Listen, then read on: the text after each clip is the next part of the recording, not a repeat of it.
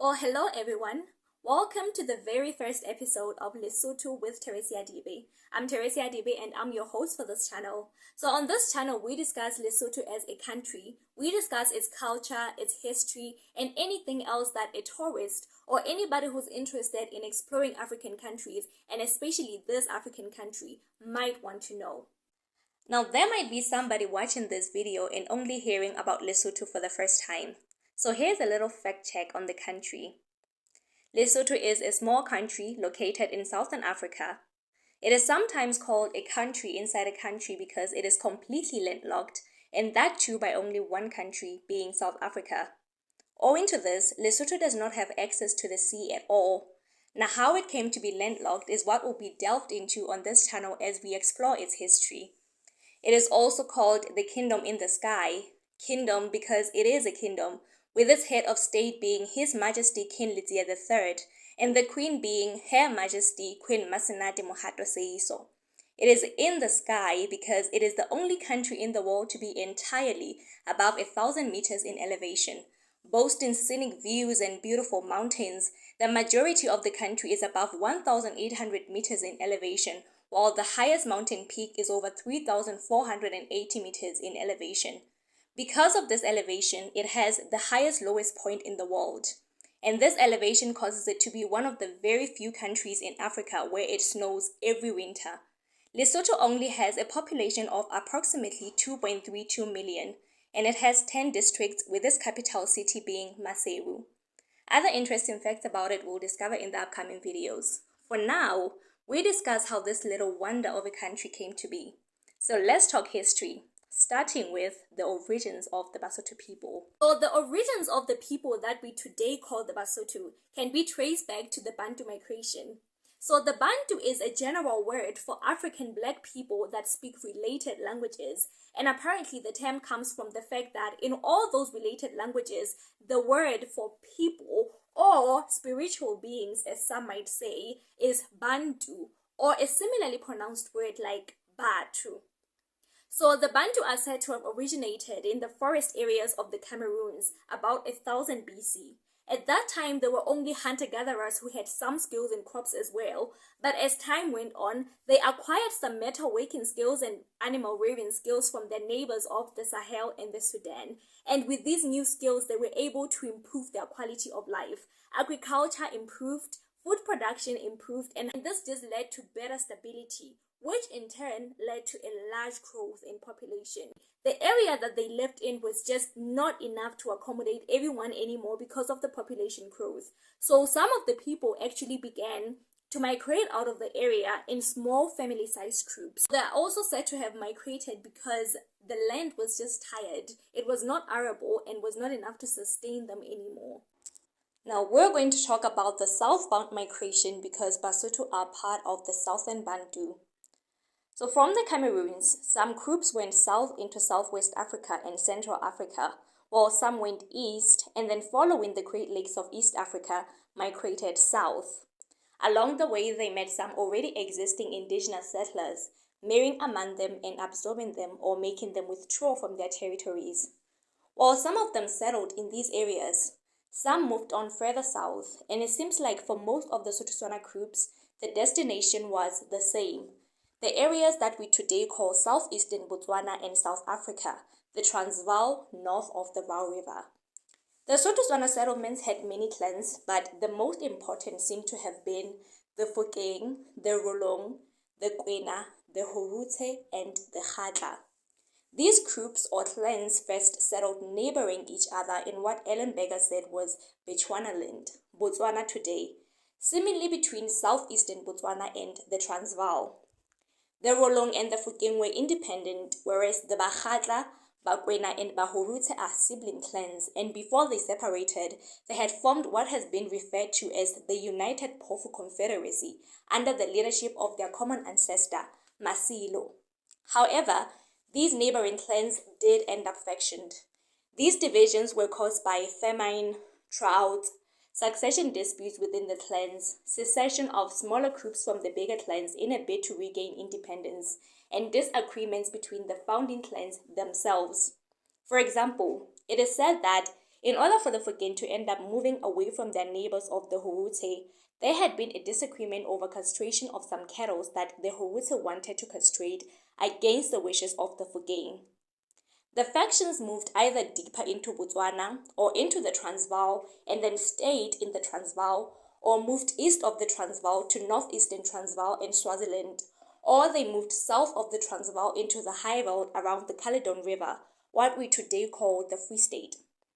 The nation that is Lesotho today consists mostly of the factions that moved into and remained in the Free State, or later crossed the Caledon River into the Drakensberg Mountains in the area that we today call Lesotho. And even after being separated from the founding clans, these factions would separate and divide themselves further into different clans. The result of these division factions moving into the Highveld is a spread of several Sotho clans over the Highveld, whose roots can be traced back to the main groups and the same founding ancestors. Another thing that increased the diversity of Sotho clans over the Free State is the intermarriage between the subdivided groups themselves, as well as the intermarriage with and incorporation of the indigenous people of the Khoisan that already occupied the land, as well as some of the Nguni groups that had settled around the Drakensberg. With this said, let's sort out the clans according to the main clans from which they descended. The Rolong broke into clans like the Bathaping, Baka, Barolong Gatlou, Barolong Mariba, Barolong Seleka, and others. The groups that came out of the Khatla are the Bakhatla Makau, Bakhatla Mosehla, Bakhatla Motha. Then there are clans like the Tlokwa and the Pedi, the Basia, Maputing, Magolokwe. These are said to be clans that originated from the intermarriage of the Khatla and the Bafokeng. It is said that the daughter of a Bafokeng chief, Matulari, married Chief Tabane of the Bakhatla, and from this marriage was born sons who went on to become the founders of the clans. The groups that came out of the Phokeng are the Phokeng of Mutla, or Mvundla as is pronounced by the Xhosa who later interacted with this group, the Phokeng of Maotwana Fingela, Bafokeng of Mupe, of Lesema, and others. Now we move on to the groups that developed out of the Kwena group. These are the Bakwena Mogopa, Bakwena Modimusana, Bakwena Bamuletswane and Muletse, Bangwatu, Bangwaketse, Mahwahwa, Bahlakwana, Batawana, Bamokotedi, Bamunaheng, and others. Under the Bahurute groups came groups such as the Manyana and the Khopane. And then we have the last group of Sotho people who are not really connected to the Sotho groups by lineage, but did end up as Basotho or Sothoized through conversion. And these are the Nguni groups that lived around the Drakensberg about the same time as the Sotho groups moved into the Highveld and into the Drakensberg, and then were absorbed or partly converted into Sesotho culture. Examples of this are the Emabulani, Emazizi, Emachedza, and Emapedla people. The Puti people that live in Lesotho today are a Sotho clan that is believed to be of Zizi and Emabulani origin. And this is the map of the estimated settlements of the clans in the 18th century. So here we see that the land west of the Free State was still largely reserved by the Khoisan clans, who are the indigenous people that occupied the land way before the Bantu got to Southern Africa. The west, east, and south of the Drakensberg was occupied by the Nguni groups, while the Free State and the Transvaal were occupied largely by the Sotho groups. And this is where we stop for this video. For every video, we will have a Did You Know section at the end of the video. Our section today is about the thoughts of Basotho on what their origins are. We've already talked about the Bantu migration and the Cameroons being the origin place of the Bantu people. But did you know that Basotho have completely different ideas about where they originate? The first theory is that Basotho believe they originate from Nzwana-Tsatsi. Now, under this origin theory, there are several mini theories. But basically, Nzwana-Tsatsi can be considered both a physical and a mythical location. Physically, it is a location in the Free State near Frede. History suggests that the Bafokeng and the Bakwena settled in that location for a while before crossing the Caledon River into modern-day Lesotho, the Phokeng having been the first settlers and the first to leave the place to explore the interior. It would seem that they got accustomed and grew such a love for this place that they started to speak of it as their place of origin. Mythically, on the other hand, Nzwanatati symbolizes birth. According to this mini theory, Basotho emanated from the ground through a cave deep in the earth. They reached the surface of the earth by a tunnel at which end was a muddy bed of reeds, opening up to the surface and revealing the sunlight. This represents birth in both the literal and the symbolic Basotho way. Symbolically, the house in which a child is born is the womb. In Sotho houses, the entryway of the house is marked with a reed. While a newborn is still inside the house, in the darkness, they are considered to have not been born yet. It is only when the child is taken out of the house and passes through the entryway beyond the reed, having met the sunlight, that he or she is considered to be born in the physical realm. Thus, a child is born at Nzwanatati, where he or she first meets the sunlight or where the sun comes from. This theory can therefore be taken to be explaining through euphemism the process of birth, that Basotho were born and that's where they came from. But if this is the case, then it kind of begs the question of why that location in the Free State is named Nzwanatati specifically. I find that very interesting. Now, it is also mythical in that another theory suggests that Nzwanatati is not a place on earth, but is instead somewhere in the universe, hence the name Nzwanatati, meaning where the sun comes from. And I wonder if this maybe relates to why Black people are sometimes called the people of the sun. Now, the second theory is that Basotho have their origins in Egypt. And by Basotho in this case would be referring to the Fukeng. This theory was supported by Ellen Berger and a few others who said that a recognizable Fukeng or Rolo material culture existed in Egypt and Ethiopia. However, this theory has been flat out rejected by a lot of scholars and even Egyptians. Kevin Hart would know. Now, my thoughts on this are that there may be some truth to the allegations, not that the Fukeng originated there as such, but the presence of the material culture. Because we are told that the Fukeng chief, Ramorwa III, was quite the traveler and he had in fact traveled as far as Egypt. I find it worth considering that perhaps the material was found there because he had settled there for a while. Now, we've talked about all these other theories, but the biggest theory to compete with that of the Bantu migration is probably that which says that Basotho descended from the lineage of Rantu, the son of Mantila Tilan. Now, this theory right here is very interesting.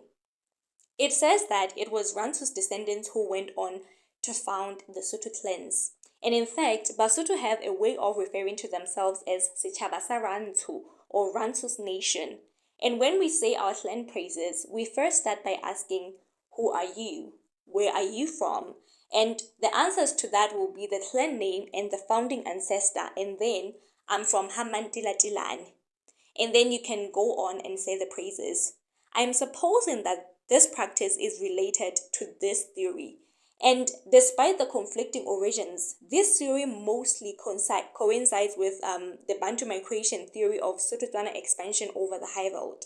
It only differs with some of the names of the founding ancestors and some of the clans that hived off the bigger clans. For example, it shows the Bataping as having originated from the Ngwatu and the Ngwaketse instead of from the Barolong. It also disputes the notion that the Rolong and the Fukeng were independent from the United Pofu Confederacy, as it clearly shows that they were in fact related through common ancestors. And that will be the end of today's Did You Know section. Please tell me which theory you believe the most and which similarities or discrepancies you have identified between all the theories. And as we conclude, I would once again like to make a disclaimer that I do not fully know the history of these clans, and because of a lack of documentation on the Sotho side, there are in fact a lot of debates still going on about the accuracy of their origins and movements around Southern Africa. I just compiled the information that I found from books, journals, and word of mouth. So if there is some inaccurate or missing information, please do let me know, as I would of course like to hear from other people what they know about these origins. And that will bring us to the end of today's episode. I hope you enjoyed it and found it informative. Do join us on the next one as we discuss the Kwena ancestry and the birth of the founder of the Basotho nation, King Moshoeshoe I.